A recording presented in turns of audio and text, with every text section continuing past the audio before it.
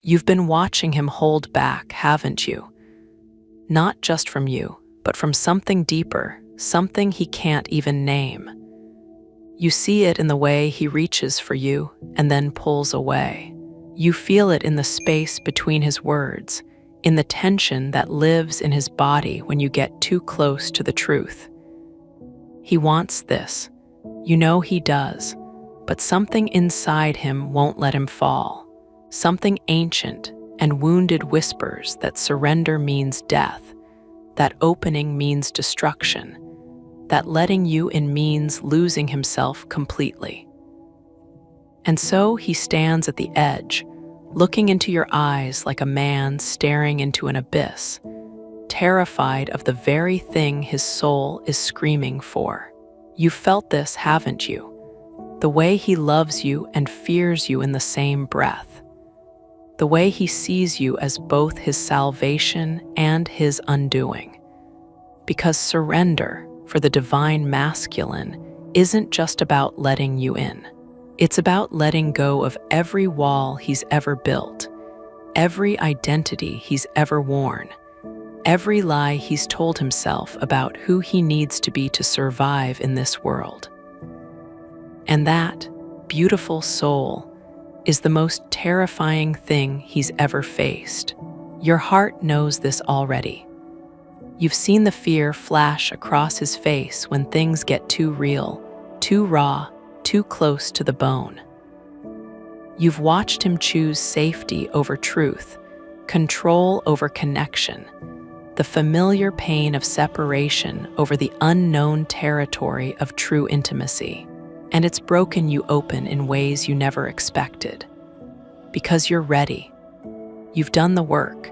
You've faced your shadows, shed your skin, walked through your own fire. And now you're standing there, fully open, fully present, fully available, while he's still fighting a war with himself that has nothing to do with you and everything to do with the little boy inside him who learned that vulnerability equals annihilation. If you've been watching the divine masculine in your life struggle with this sacred surrender, drop a comment below and share where you are in this journey. Or simply type "I trust divine timing" to anchor into this frequency. And if these transmissions speak directly to your soul, subscribe so you continue receiving the guidance that's meant specifically for you. Let's talk about what's really happening here. Because this isn't about him not loving you enough. This isn't about you not being worthy enough. This isn't about the connection not being real enough. This is about something so much deeper, so much more primal, so much more wounded than most people are willing to acknowledge. The divine masculine's fear of surrender is rooted in a fundamental terror that lives in his bones. Passed down through generations of men who were taught that their value lies in their strength, their control, their ability to remain unmoved and unshaken no matter what storms rage around them or within them.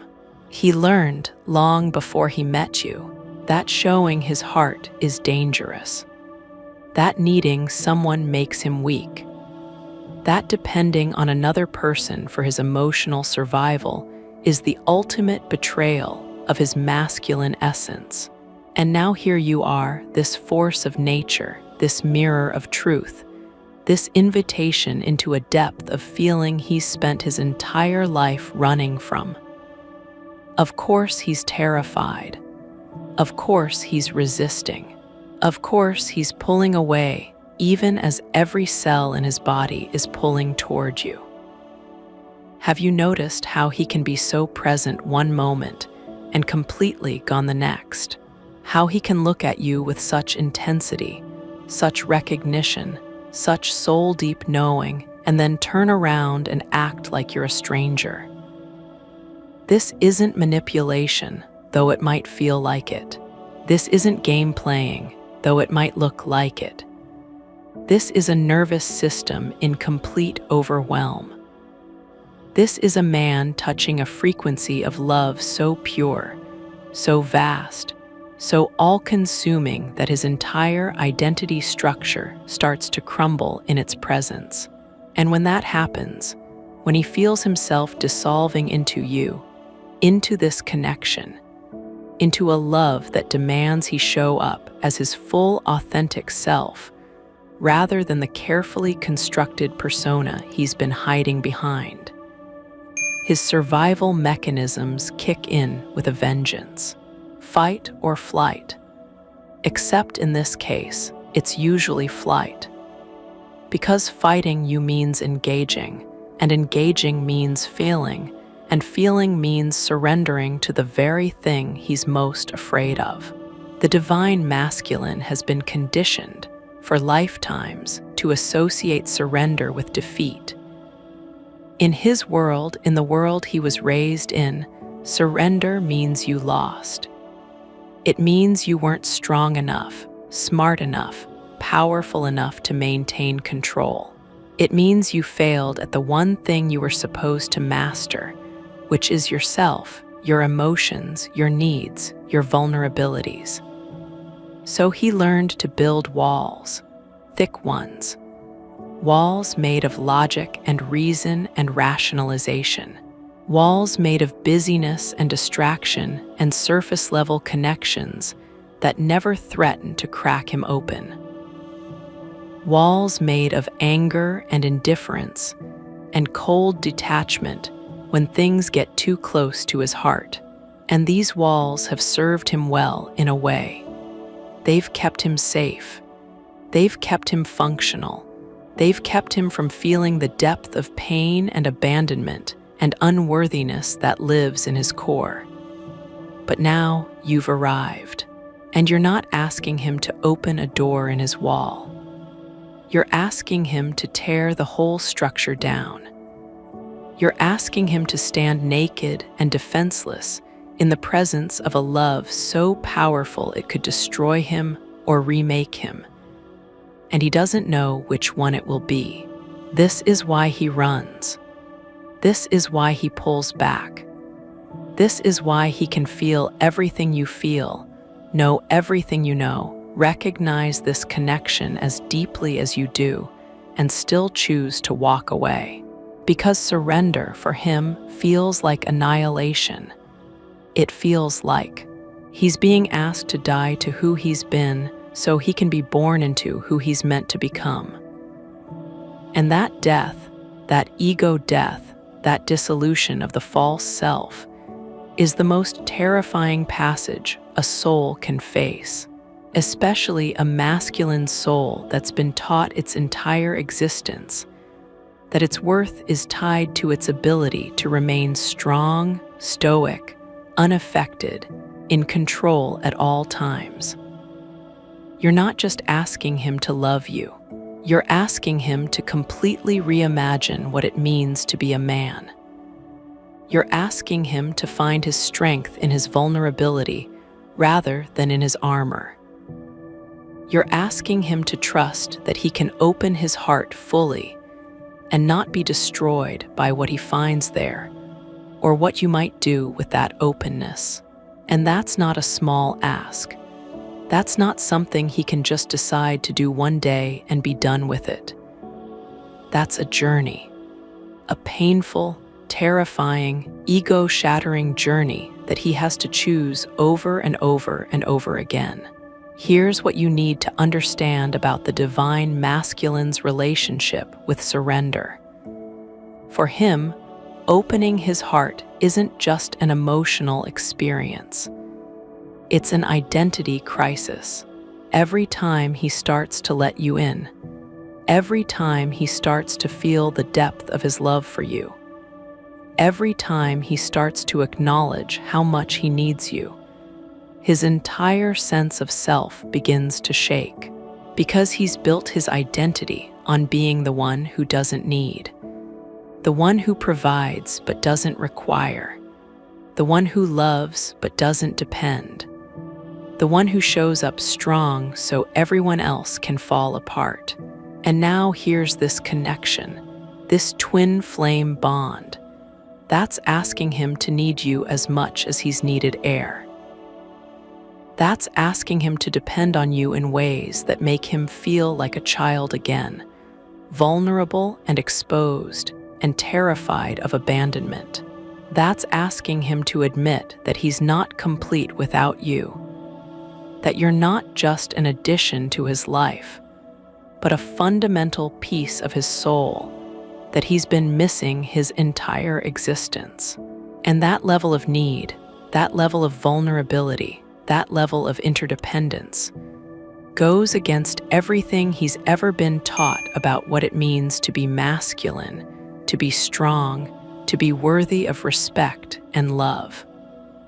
So he fights it. He tells himself stories. He convinces himself that what he's feeling isn't real, or isn't sustainable, or isn't worth the risk.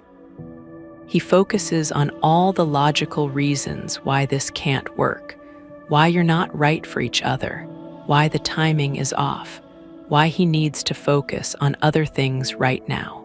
He builds case after case in his mind for why surrender would be foolish, reckless, weak. And maybe he even believes these stories for a while. Maybe he even manages to convince himself that walking away is the strong choice, the wise choice, the mature choice. But deep down, in the quiet moments when he can't distract himself anymore, he knows. He knows this is his soul calling him home. He knows you're the mirror he's been avoiding his whole life. He knows that running from you is really running from himself, from his own heart, from his own capacity to love and be loved in a way that transforms everything. And that knowing, that soul-deep recognition that he can't fully escape no matter how far he runs, is what eventually brings him back to the edge of surrender again and again, until finally he's ready to jump. But let's talk about what that surrender actually looks like, because this is where so many divine feminines misunderstand the masculine journey. You might be imagining that his surrender will look like a grand romantic gesture, like him showing up at your door with flowers and tears and a speech about how wrong he was and how much he loves you. And maybe sometimes it does look like that. But more often, the divine masculine surrender is quiet. It's internal. It's a slow, gradual softening that happens in the privacy of his own heart long before you see any external evidence of it. His surrender begins the moment he stops fighting what he feels. The moment he stops trying to talk himself out of the connection. The moment he stops building cases for why this can't be real or right or possible. The moment he finally lets himself feel the full weight of his love for you without immediately trying to control it, contain it, or make it go away. That's when surrender begins. Not when he comes back to you, but when he stops running from himself. And here's the sacred paradox that will either break your heart or set you free. You cannot make him surrender.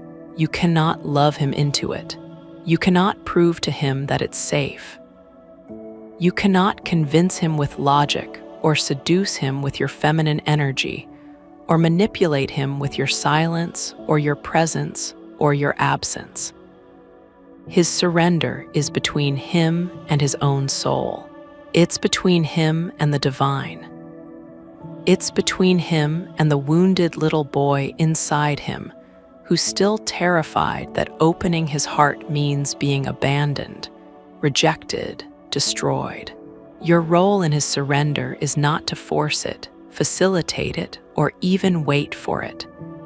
Your role is to surrender yourself to your own journey, to your own healing, to your own wholeness, to your own divine feminine essence that knows she is complete with or without him, that knows her worth is not determined by whether he chooses to meet her in union. that knows she is the temple, not just the doorway he walks through to find himself. This is where everything shifts. This is where the energy transforms. This is where you stop being the one who's waiting for him to be ready and become the one who's ready with or without him. Because the truth is, the divine masculine's fear of surrender is matched only by the divine feminine's fear of her own power. You've been so focused on his journey, his healing, his awakening, his timeline, that you might have missed the invitation in all of this for you. The invitation to stop making his surrender the prerequisite for your happiness. The invitation to stop putting your life, your joy, your expansion on hold while you wait for him to do his inner work. The invitation to recognize that you are not half a soul waiting for your other half to complete you, but a whole, sovereign, divine being who is using this connection to remember the fullness of who you are. With or without him, in union or in separation, in his presence or in his absence, you are whole, you are complete, you are enough. Have you felt this shift starting to happen inside you? This movement from waiting to becoming? This transition from seeking external validation of the connection to knowing its truth so deeply in your bones that his doubt can't shake you anymore? This is the feminine surrender, and it's just as terrifying as the masculine's, though it looks different. Because for you, surrender means letting go of the outcome. It means releasing your grip on how this story is supposed to unfold. It means trusting that the universe knows what it's doing even when every human part of you is screaming that this separation is wrong, that you should be together, that he should be ready by now. It means choosing yourself, your growth, your expansion, your joy, even when choosing yourself feels like you're giving up on him, on the connection, on the dream of union you've been holding in your heart. But you're not giving up. You're waking up. You're waking up to the truth that union isn't something that happens to you when he finally gets his act together. Union is something that happens through you when you finally embody the frequency of wholeness within yourself. Let's go deeper into what's actually blocking his surrender, because understanding this will help you stop taking his resistance personally. The divine masculine carries wounds that are both personal and collective. On a personal level, he's likely experienced abandonment, betrayal, or emotional neglect in his early life, probably from his mother or another primary feminine figure. This created an unconscious belief that opening his heart to the feminine equals pain. That letting himself need a woman means she'll eventually leave, betray, smother, control, or reject him. So he learned to protect himself. He learned to keep the feminine at arm's length emotionally, even if he engages physically. He learned to compartmentalize his feelings, to separate sex from love, to give his body but guard his heart. And these protective mechanisms worked, in the sense that they kept him from feeling the full depth of his abandonment wound. But now you've come along and you're not content with half of him. You're not satisfied with the compartmentalized version. You see him, all of him. And that seeing, that being truly witnessed in his fullness, is both what he's always wanted and what terrifies him most. On a collective level, the divine masculine is carrying the weight of thousands of years of patriarchal conditioning that taught him his value lies in his doing, not his being. In his strength, not his sensitivity. in his ability to provide, protect, and perform, not in his capacity to feel, connect, and be vulnerable. He's carrying the wounds of his father, his grandfather, his great-grandfather, all the way back through his lineage. Men who were never allowed to cry, to express fear, to admit they were struggling, to ask for help, to show tenderness without it being seen as weakness. Men who had to go to war, both literal and metaphorical, and shut down their hearts to survive the violence they witnessed and participated in. Men who learned to numb themselves to their own pain and the pain they caused others, because feeling it would have broken them. And now your divine masculine is being asked to break that cycle. To be the one in his lineage who finally says no to the old paradigm of masculinity, and yes, to a new way of being a man. To be the one who chooses vulnerability over violence, connection over control, surrender over domination. And that's not just a personal journey. That's a collective healing. That's an ancestral transformation. And it's heavy.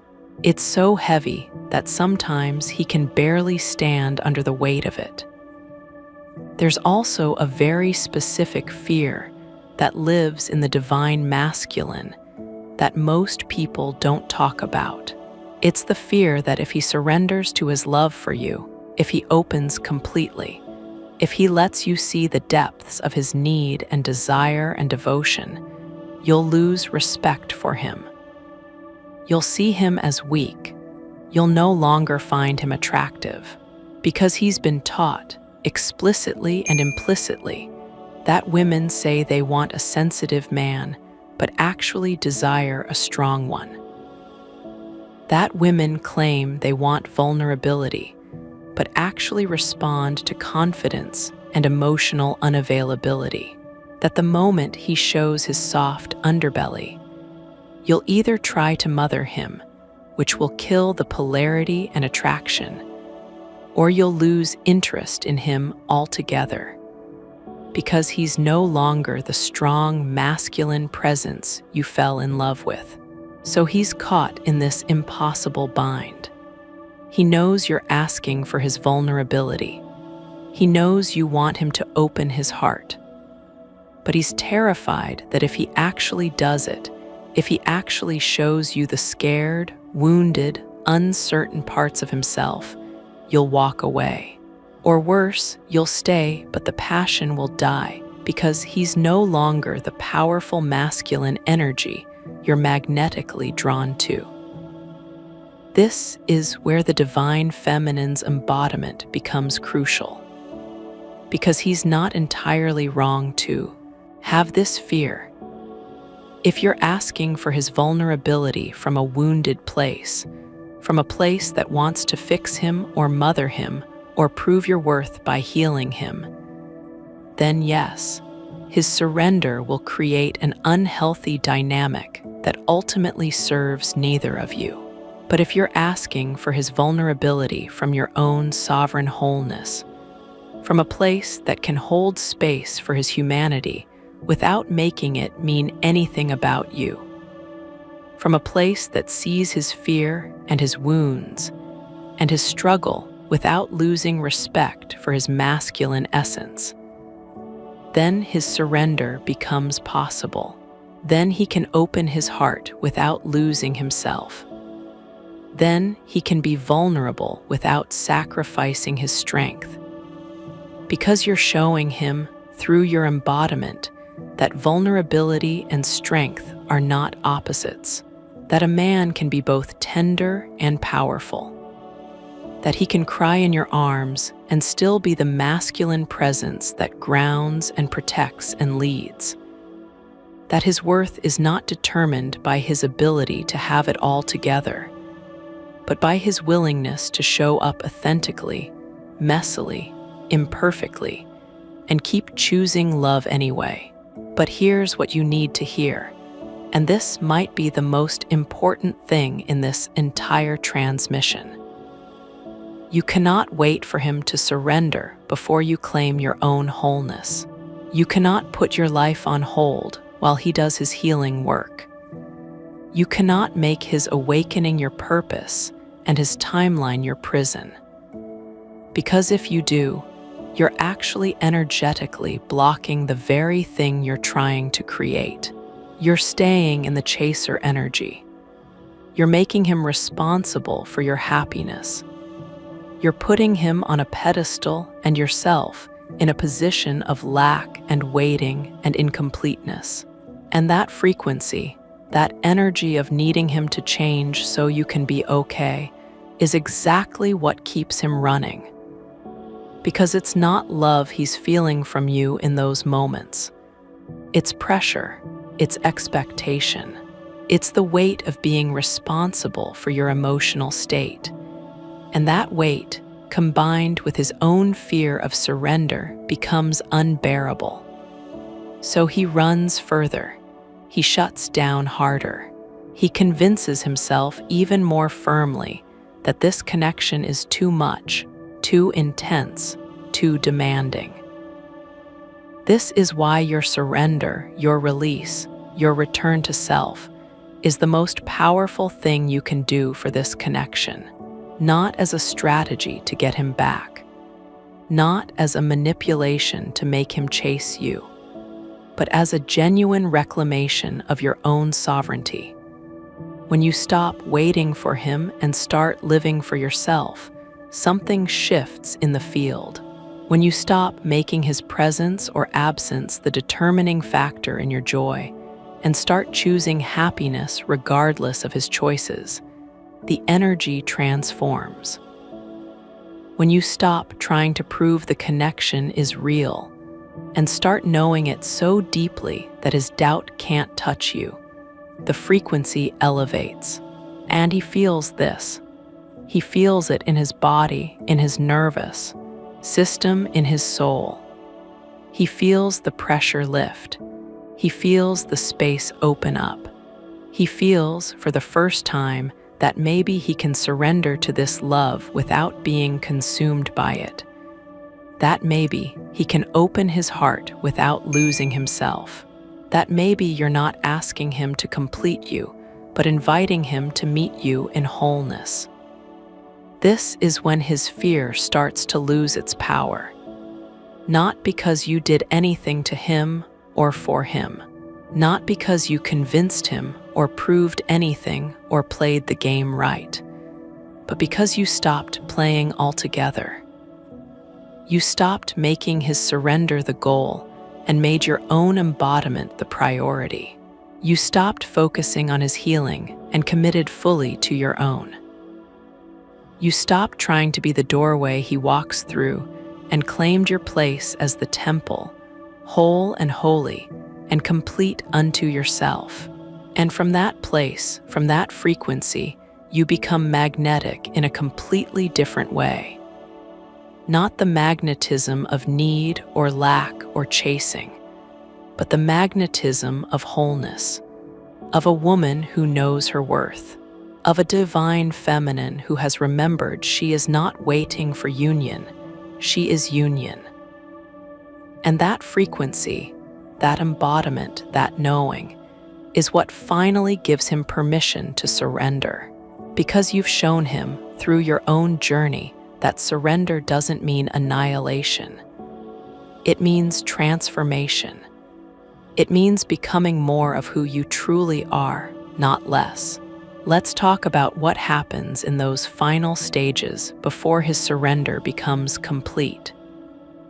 Because there's usually a period, and it can last weeks or months or even years, depending on the depth of his wounding and his willingness to face it, where he's caught between two worlds. Part of him knows this connection is real. Part of him knows you're his person. Part of him knows that running is futile because no matter how far he goes or who else he tries to replace you with, nothing and no one will ever touch him the way you do. But another part of him is still terrified, still building cases, still trying to find a way to have you without having to fully surrender to what this connection is demanding of him. So he might come close and pull back. He might reach out and then disappear. He might give you glimpses of his heart and then slam the door shut again. And this phase, this back and forth, this one step forward, two steps back dance, is excruciating for the divine feminine to witness, because you can see what he's doing. You can see him fighting himself. You can see the war between his soul and his ego playing out in real time. And every part of you wants to grab him by the shoulders and shake him and tell him to stop running from the best thing that's ever happened to him. But you can't save him from his own journey. You can't shortcut his process. You can't love him into surrender no matter how much you want to. What you can do is hold your frequency, hold your knowing, hold your center. While he's in this in-between space, you get to practice the most advanced level of feminine embodiment there is, which is staying open-hearted without being attached to the outcome. Staying in your truth without needing him to validate it. Staying in your power without closing your heart in self-protection. This is the razor's edge. This is the sacred balance. This is what separates the divine feminine who is ready for union from the wounded feminine, who is still trying to earn love through her devotion, her patience, her willingness to wait forever while he figures himself out. And here's what often happens in this phase that might surprise you. The more you embody your sovereignty, the more his resistance intensifies before it dissolves. Because your wholeness, your centeredness, your refusal to chase or beg or convince triggers his deepest wound, which is the fear that he's not enough, that he's going to lose you, that you're going to realize you don't actually need him and move on to someone who's more available, more ready, more capable of meeting you where you are. So he might test you. He might push you away to see if you'll fight for him. He might act cold or indifferent to see if you'll chase. He might even involve other people to see if you'll react with jealousy or insecurity. And this is where so many divine feminines fall back into old patterns. This is where the fear takes over and they start chasing again, trying to prove their love again, making themselves small again in hopes that it will make him feel safe enough to stay. But that's not the answer. That's not what creates the space for his surrender. What creates the space is you staying in your truth, you honoring your worth, you refusing to play the games that the wounded masculine uses to avoid his own heart. You saying, through your energy if not your words, I see what you're doing, I understand why you're doing it, and I love you anyway. But I love myself more. And I will not abandon myself to make you feel safe in your fear. This is the moment. This is the turning point. This is when everything shifts. Because when you choose yourself, when you honor your boundaries, when you refuse to participate in the push-pull dynamic from a place of desperation or fear, he has to face himself. He can no longer project his fear onto you. He can no longer make you the problem. He can no longer tell himself that the reason he's not surrendering is because you're too much or not enough or doing it wrong. He has to look in the mirror and see his own fear staring back at him. And that, as painful as it is exactly what he needs. That's the catalyst. That's the moment his real work begins. Not when you're chasing him and trying to heal him and making his journey your responsibility, but when you step back and say, I trust you to do your own work. I trust the universe to guide you where you need to go. And I trust myself enough to keep living my life fully while you figure out if you're ready to meet me in wholeness. And then, in his own timing, in the divine timing that neither of you can control or predict or force, something breaks open in him. Maybe it's a moment of complete breakdown where he can't run anymore. Maybe it's a moment of clarity where he suddenly sees what he's been doing and why. Maybe it's a moment of deep loss where he realizes what he's about to lose if he doesn't change. Maybe it's a moment of grace where the universe just decides he's ready and downloads the courage he needs to finally face his fear. However it happens, there comes a point where his soul wins, where the love becomes stronger than the fear, where the truth becomes louder than the stories, where the pull toward you, toward union, toward his own heart, becomes more powerful than the pull toward safety and control and the familiar prison of his walls. And that's when he surrenders, not because you made him, not because you waited long enough or loved hard enough or proved yourself worthy enough, but because he finally chose himself. He chose his own healing. He chose his own growth. He chose his own heart. And in choosing himself, he chose you, because you were never separate. His journey to himself was always his journey to you.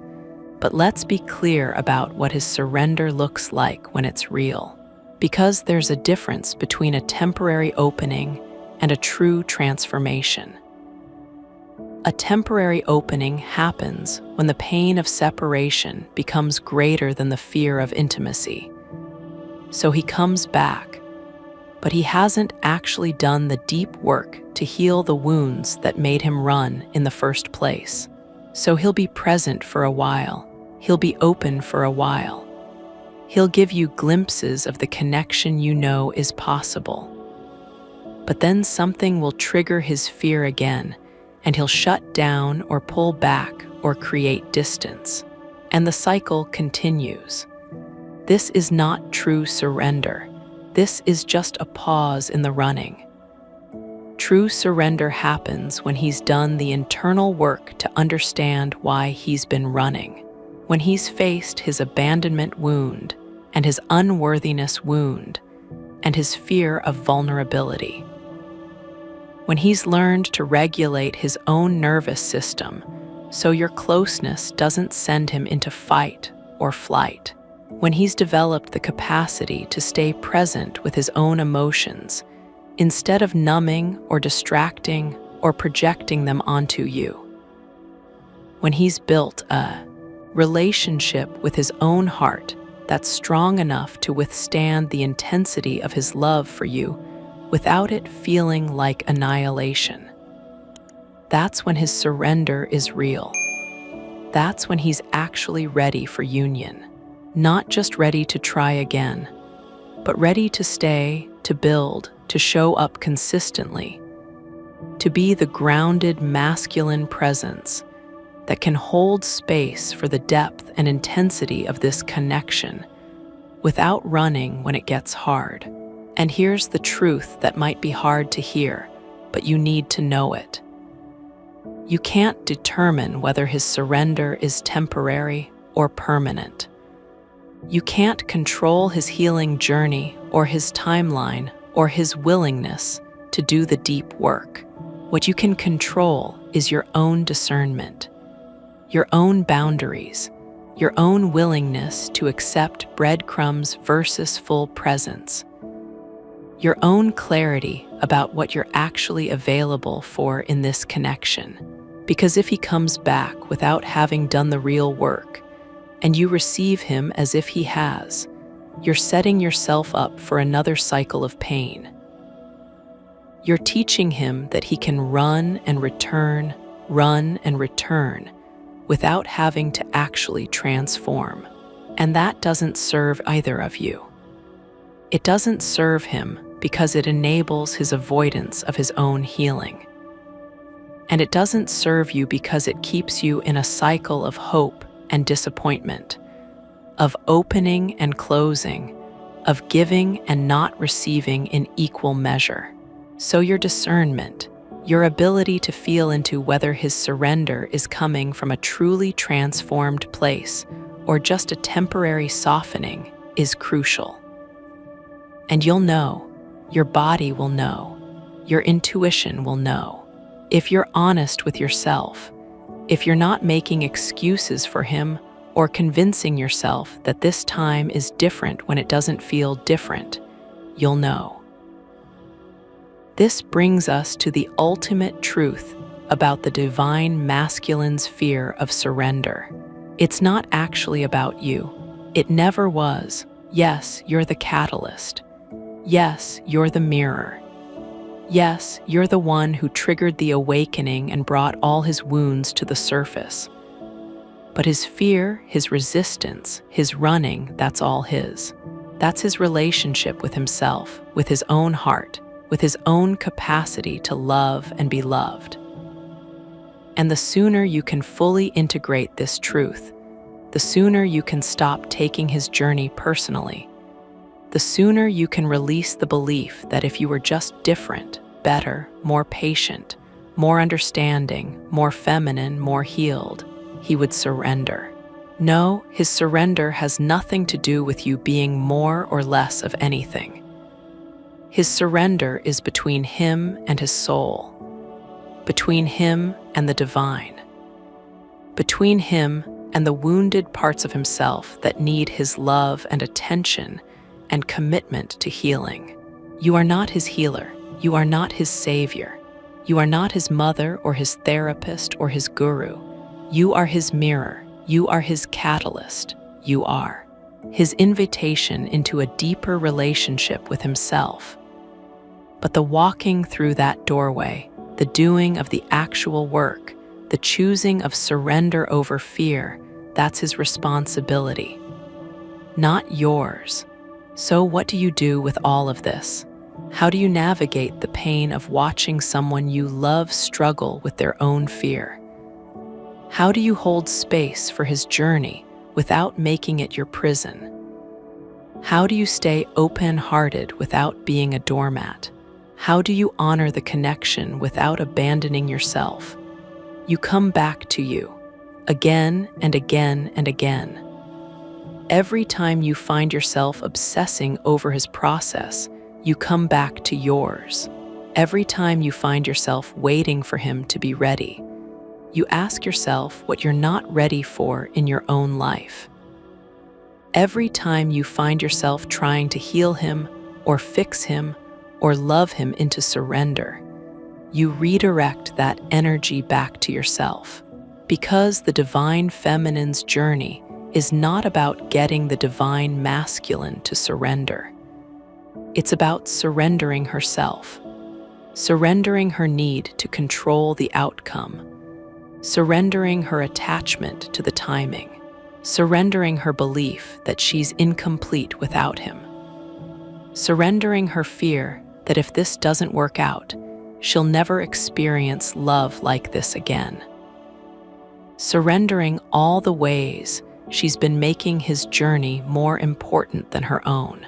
Your surrender, beautiful soul, is about coming home to yourself. It's about remembering that you are not half a soul waiting for completion.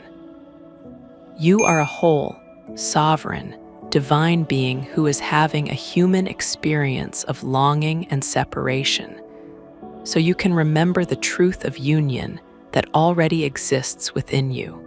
The divine masculine in your life, whether he surrenders or not, whether he chooses union or not, whether he does his healing work or not, is serving your evolution. He's showing you where you still make your worth dependent on external validation. He's showing you where you still abandon yourself to keep someone else comfortable. He's showing you where you still believe love means sacrifice instead of sacred reciprocity.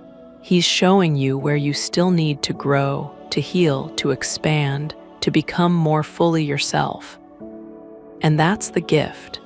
That's the purpose. That's why this connection exists. Not so you can finally be happy when he gets his act together, but so you can become so whole, so complete, so full of your own love and light, and power that his presence or absence becomes irrelevant to your joy. And here's the beautiful paradox. The moment you truly embody that wholeness, the moment you genuinely stop needing him to complete you, the moment you fully surrender to your own journey and trust the universe with the outcome, that's when union becomes possible.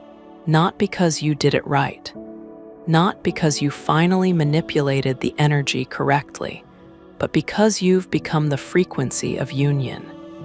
You've stopped looking for it outside yourself and started being it.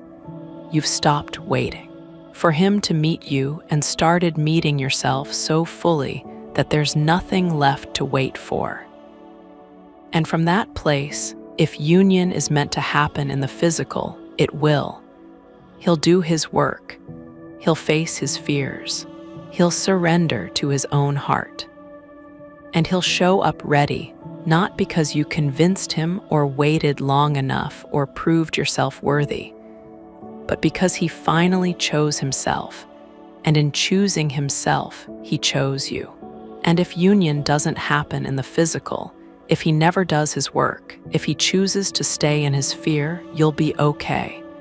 More than okay, you'll be whole. You'll be free.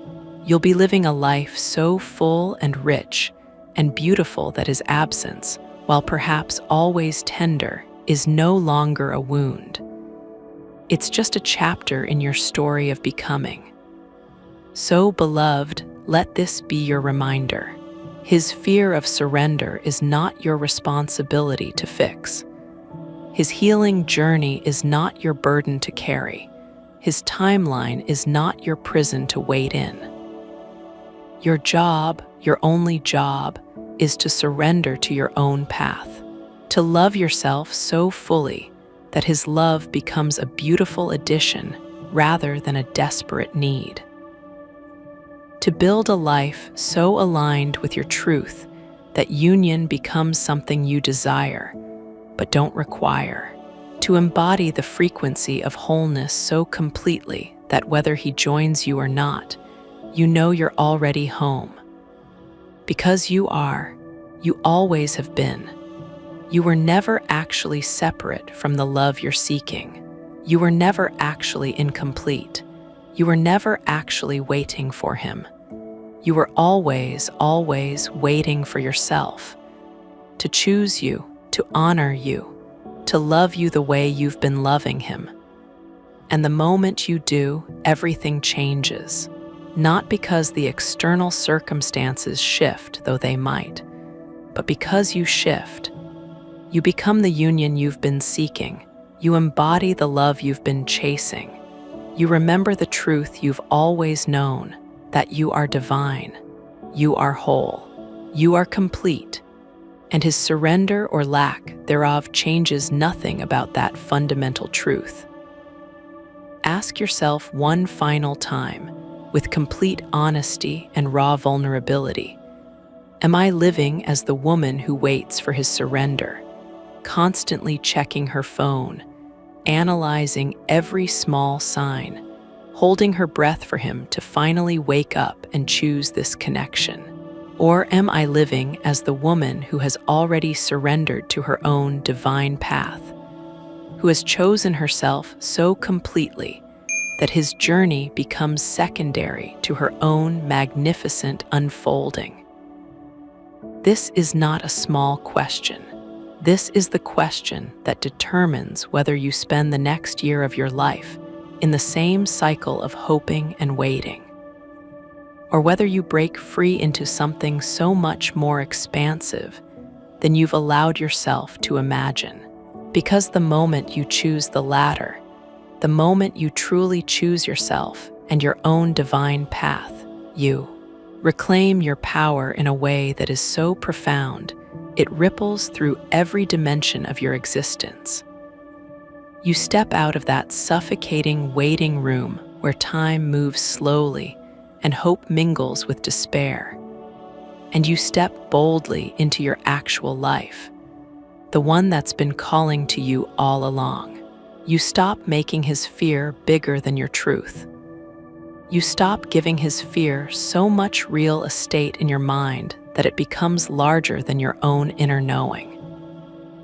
You stop allowing his resistance, his running, his confusion, his inability to see what's right in front of him, more weight than your deep, unshakable knowing of who you are and what you're here to do. You stop letting his chaos determine your peace. You stop letting his timeline dictate your joy.